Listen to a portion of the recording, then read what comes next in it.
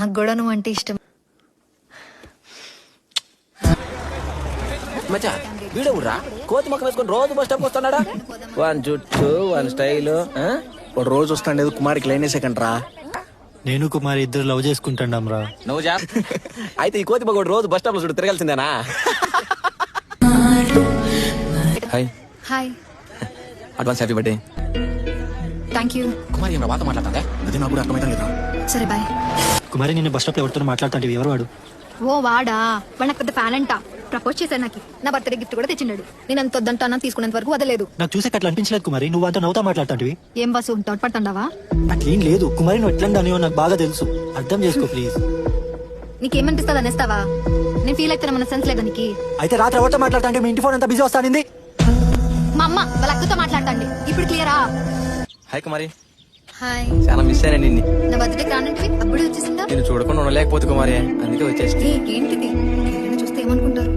Sudden గా ఏంటి college దగ్గరకు వచ్చింది? దగ్గరికి రావా? వద్దు, ఎవరైనా చూస్తారంటాను కదా. మనం మామూలుగా కలిసి దగ్గరికి పోతాం కదా. సరిపదా. సుధా, మన కుమారికి బస్ స్టాప్ లో ఒక గిఫ్ట్ ఇచ్చా కదా, వానికి కుమారికి మధ్యలో ఏం జరుగుతుందో నీకు తెలుసా? నాకు తెలియదు వాసు.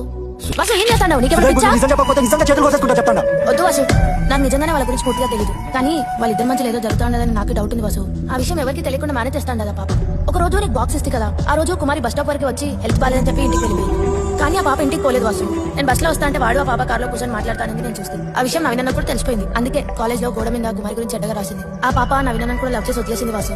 మళ్ళా కుమారిని అడగొద్దు వాసు, తిడుతుంది నన్ను. కుమారి నేను చెప్పేది విను కుమారి. ఏంటి చెప్పు? నా మొహం చూస్తే అసహ్యం అవుతుందా?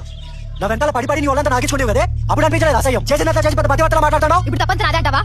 సరిపోని సారీ, ఇంక విడిపోదాం. ఇప్పుడు నీకు నువ్వెవరు, నేనెవరో. నువ్వు లేకపోతే నేను ఉండలేను కుమారి. అయితే నన్నేం చేయమంటావు? నాకు ఇప్పుడు నువ్వంటే ఇష్టం లేదు. మీ కుమారి అట్లా అనద్దు.